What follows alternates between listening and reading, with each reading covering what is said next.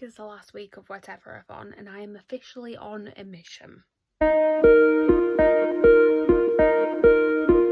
Hi everyone, my name's Chloe, welcome back to my channel. Thank you for being here today. So, I've missed a day of filming. It's Wednesday now. It is, what day is it, 23rd?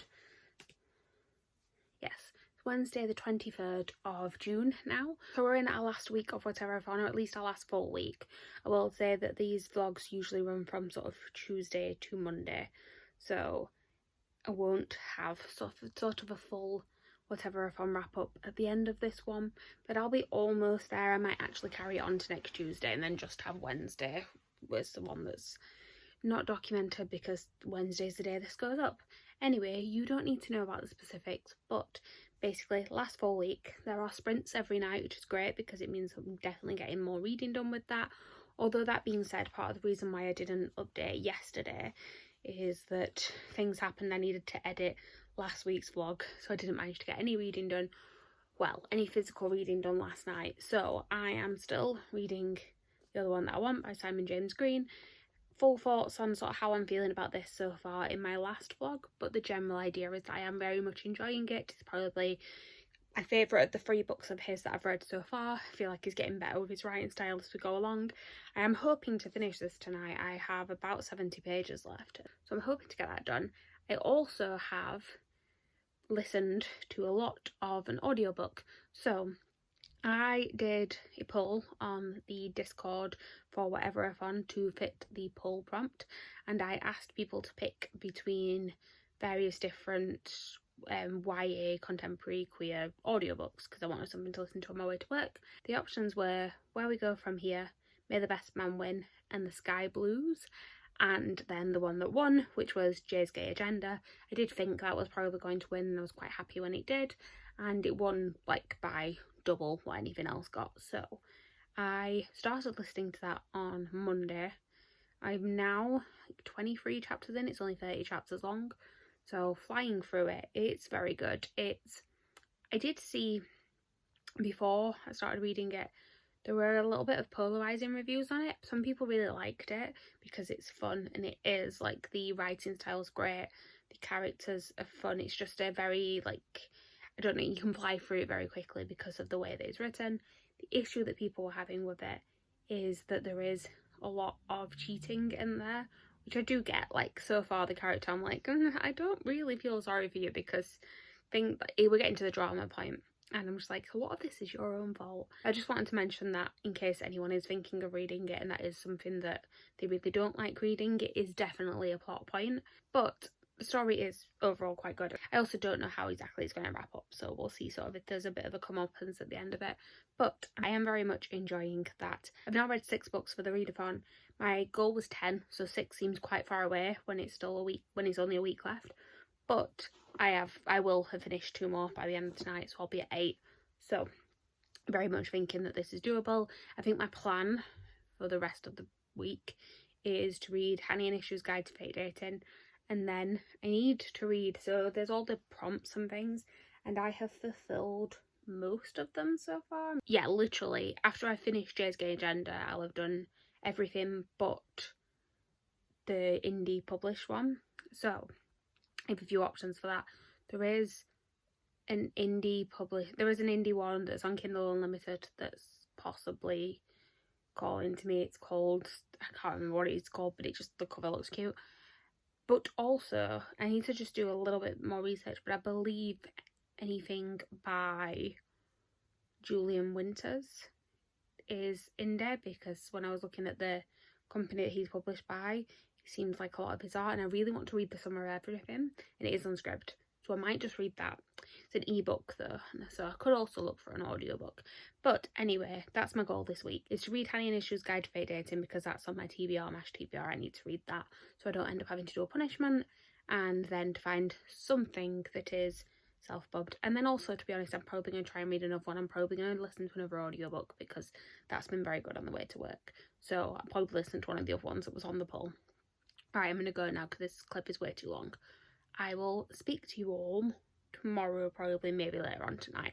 Bye. Long time no update. So it is now Saturday. I have actually been reading, I've just not been filming clips for this. So I have finished both of the books that I was talking about in my last clip. Finished You're the One That I Want, and I finished Jay's Gay Agenda as well. Both of them came out at 4 stars, kind of what I was saying before about them both. They're both fun, they're both sort of enjoyable, both definitely had issues. I do understand why people would be annoyed with sort of cheating aspects of Jay's Gay Agenda, but overall I did enjoy the book. This one was just a little bit, the romance in this sort of wasn't developed as much as I wanted to. Like, there was, kind of came out of nowhere a little bit and was very quick, but it was enjoyable. I just wish I'd have seen more of that. But yeah, both came out at 4 stars, both very, very enjoyable. So I'm happy that I read them. I'm now up to 8 books so far for this month. So I've got 2 left to read before I get my goal and become a deity for Whateverthon. So I have started, and I mean started because I've read like 2 chapters, Honey and Issues Guide to Fake Dating by Adiba Jegredar. I actually watched a sort of author event with her and Alice Oseman the other day, just as I was picking this up, so it's good that I have decided to read this one. It's the last one on my TBR for the month, so once I've done that, it means that's all done as well. And then I've also been listening to the audiobook of Between Perfect and Real. Can't remember who the author was. Ray Stoev, I believe. That one is, I'm enjoying it. I'm having issues with the audiobook, so I won't tell you the storyline of this one because I don't know too much about it at the minute, because like I said, I'm not into it. But with Between Perfect and Real, it's basically about a trans boy who gets cast as Romeo in the school play. The problem is that he isn't actually out yet to anybody, including his girlfriend, who believes him to be a lesbian essentially, and that's not what he identifies as. And it's basically about him sort of coming to terms with what he does identify as, and also coming out to everyone in his life. It's a good read. The actual content of it is good. Like I said, the audiobook is a little bit strange because the sentences are quite short, and the way that the narrator actually reads them is very like stop start, so it's taking me out of it a little bit. And also there's the drama teacher is supposed to be English, she's supposed to be from London, and good god, it's the worst English accent I've ever heard. But other than that, I'm enjoying it. The further I'm getting into it, I'm enjoying it more because the storyline's sort of beating all of the aspects with the audiobook that I'm not liking.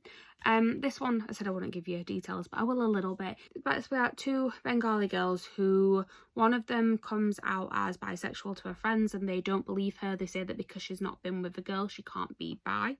And the other one is trying to become popular so she can become head girl. And basically they decide to fake date each other to kind of help each other out. I'm guessing it's going to lead to some sort of real romance later on. Like I said, I've only read about 2 chapters of it so far, but it seems to be cute. And yeah, I am actually going to be on some of the Whateverthon sprints today. So the lovely Christy has invited me to join her on the Saturday sprints. So I'm literally about to log on to those, and hopefully I will get a fair amount of reading done today. And I should finish both of these this weekend, and then I'll have hit my 10 book goal. So just wanted to update you, but that's where I'm at the minute. I'm going to go because I do need to log on to these. Hello. So it is Sunday. I spent all day yesterday, well, from like 12 till 5, on sprints with the lovely Christy and also Ray and Teresa. And I will link all of their channels down below. It's the first time I've actually been on sort of sprints with other people. I've done them by myself, but it's the first time with other people. And it was just really nice to talk to people about books and just to have a little bit of a chat. We've obviously been talking to many different people this month during the comments of Whateverthon sprints, so it was nice to actually like be able to almost physically speak to people, you know, not in person but still actually hear the voices. It was great. And yeah, I had a really nice time and I managed to get a lot of reading done. I basically read all of this yesterday, so I think I got up to I think when I left the sprints I had like 40 pages left to read, and I finished that last night. I very much enjoyed this book. I gave it 4 stars. It was actually went a lot deeper than I expected it to. So I mean, the title, like Guide to Fake Dating, made it sound really fluffy and stuff, and it's not really that. Like, so basically I think I said it's about two girls who decide to come up with a fake dating plot. One of them is using it to become more popular because she's trying to get in with sort of friends of the other girl so she can become head girl. The other one is using it because she's come out as bi to her friends who don't believe her, because they basically say that because she's not been with a girl she can't possibly be bi. And I knew obviously from that description that there was going to be some sort of biphobia and bi-erasure in here, but what I didn't realise, I mean, I say I didn't realise, I knew that it probably was going to also have discussions on sort of race and cultural aspects as well, just because it is about two Bengali girls and it's set in Ireland, so there is generally going to be, when it's sort of a story about a person of colour in a sort of predominantly white country, you are going to have those discussions in there, definitely. But I didn't sort of realise how big a part that was going to play. I think it was, the discussions were about the sort of homophobia and also the sort of casual racism that Hannah's friends were doing without realising. I think they knew full well what they were doing some of the times, but I think there were some really important discussions in here. And the only reason sort of I gave it 4 rather than 5 is that whilst all that conversation was really, really good, some of the actual romance was cute when we got to see it, but it felt like sort of their crushes on each other developed very quickly. It was like within a chapter they suddenly just switched from not really getting on to suddenly having big crushes on each other, and then you didn't really see them spend time with each other before the drama happened, and then they suddenly like got together very quickly towards the end of it as well, and it was just like you never really had that time to just spend seeing them be cutesy with each other and sort of like buying into the relationship a little bit more. I hope that makes sense. But yeah, 4 stars, it was very good. I also finished the audiobook of Between Perfect and Real yesterday. I think I also gave that one 4 stars. It was like 3.5 to 4. It was good. It was good. I had issues with the audiobook, which I don't know if I've already mentioned, but basically it is set in America, but one of the teachers is English, and the English accent on the audiobook was awful, and also kind of the way that it was, like, the rhythm of the speaking in it was just a bit strange. So that took me out of it a little bit. But as the story got into it more, I did enjoy it more. The one thing I will say is that there's a particular storyline in this that I just think could have been handled a little bit better. It landed a little bit too much towards a stereotype that I didn't particularly like, and I don't want to give away too many sort of spoilers with it, because the actual, like, what happened was because what sort of happened to lead towards this bit is a fairly, like, big part of the story, so I don't really want to say too much about it. But yeah, I think it was just that one character was because it's being told from the one character's point of view, another character was painted in a way that I think could have been a little bit more well-rounded, and there could have been a little bit more discussion about it, because I think they were kind of ruled out to be doing this one thing and acting in this one way when there were actual sort of complexities to it that could have been discussed a little bit more. If you go on Goodreads, there's plenty of reviews that are explaining this a little bit better than I am when I'm trying not to give spoilers, because I have read other people having the same sort of issues with it. But said, generally really good. It was just that one bit, and it wasn't even sort of, it didn't go quite as far as to make me really angry at it. It was right on that borderline.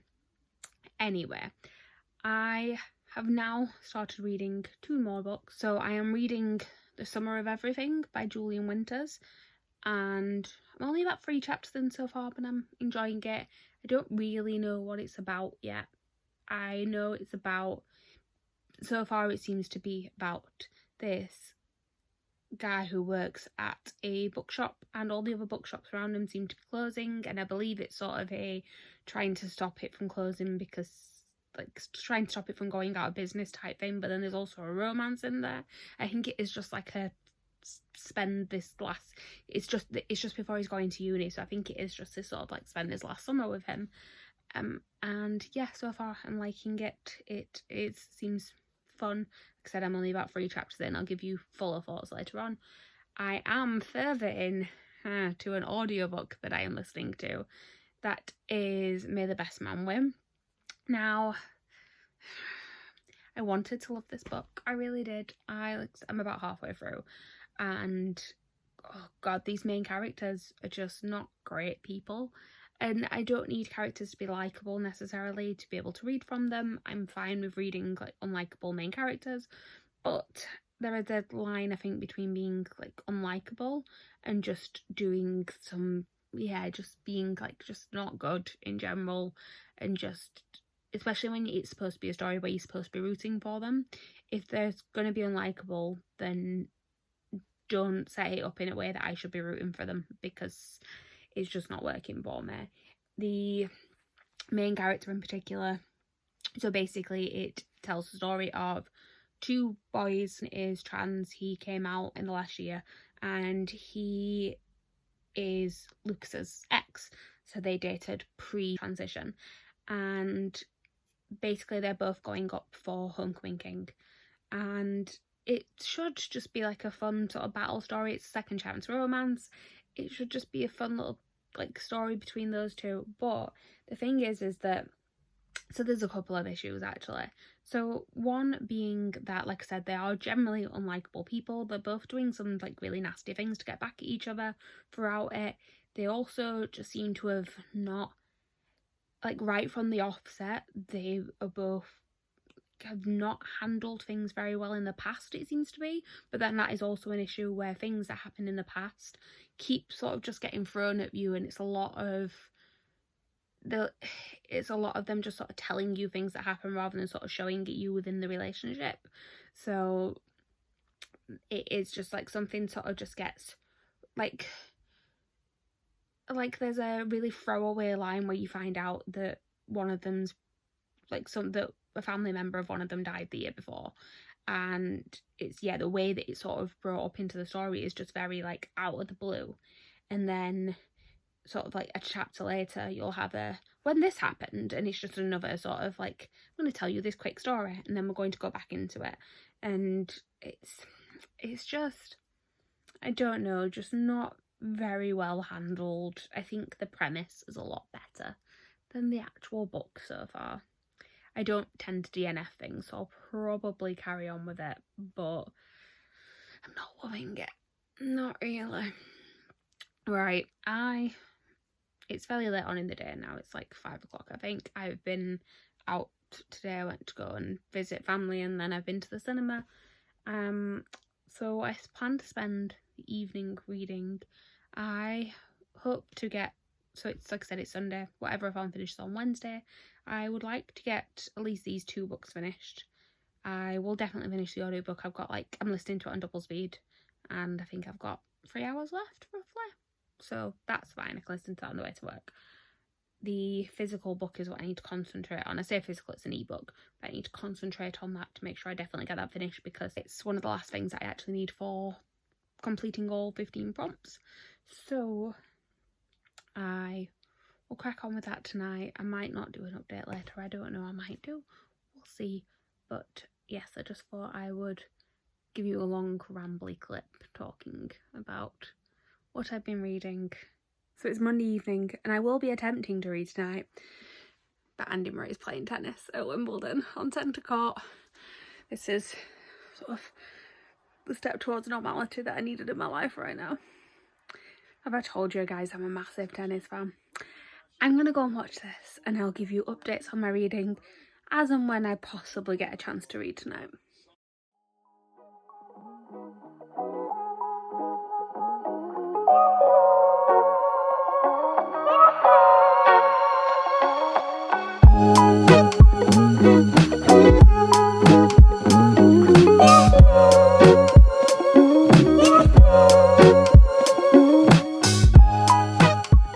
So it is Tuesday afternoon, or Tuesday evening even, and I'm here to sort of wrap things up.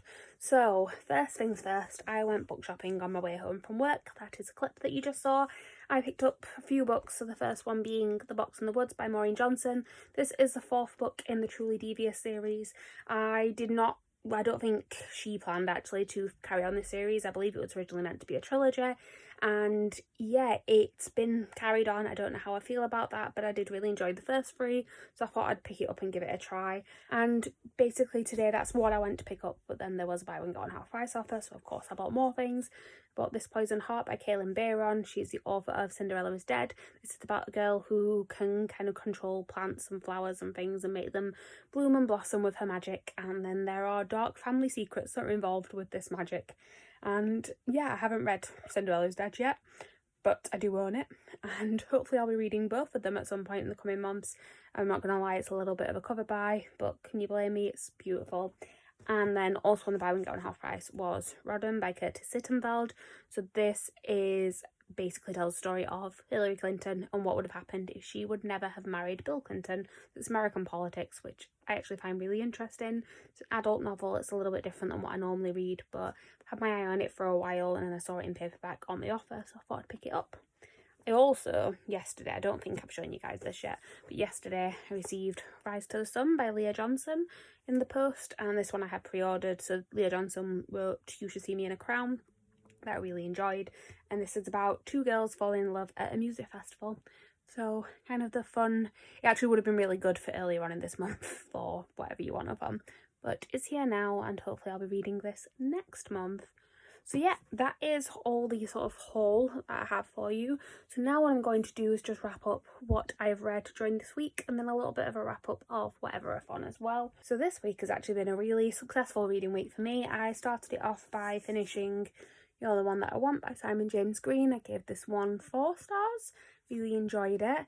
I then listened to the audiobook of Jay's Gay Agenda, which I also gave 4 stars to. I listened to the audiobook of Between Perfect and Real, which I gave 3.5 to 4 stars. And then I read Honey and Issues Guide to Fake Dating, which I also gave 4 stars. I am currently in the middle, or I say in the middle, one of them I literally have 10 minutes left of the audiobook. I'm currently finishing off 2 books, and that is May the Best Man Win, which that's the one I've got 10 minutes left of the audiobook. Quick thoughts, because I haven't said much about that since sort of yesterday. I've listened to a lot more of it now. I'm really not enjoying it. I've got 10 minutes left, like I said, and basically I've zoned out for a lot of it. I do know that, but it's very dramatic. I don't like either of the main characters, and I have read somewhere that the author wanted to have sort of this trans main character who didn't have to be sort of this really super likable character to deserve love, and I'm like, I get that, but there's a difference between being not likable and just being an awful person. Like, I can't root for this character in the slightest. The things that the two main characters do to each other in sort of their like homecoming king battle is just, and it's just it just gets ridiculous at times. Like, yeah, I'm not enjoying it.